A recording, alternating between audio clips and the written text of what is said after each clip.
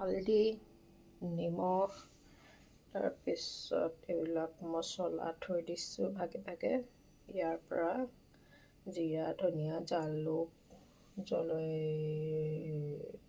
জলকীয়া গুড়া এই চব আছে। ঠিকছে বনাম। এয়া আদা, নহৰু, পিঁয়াজ পূৰা মিক্সিত দি লৈছোঁ।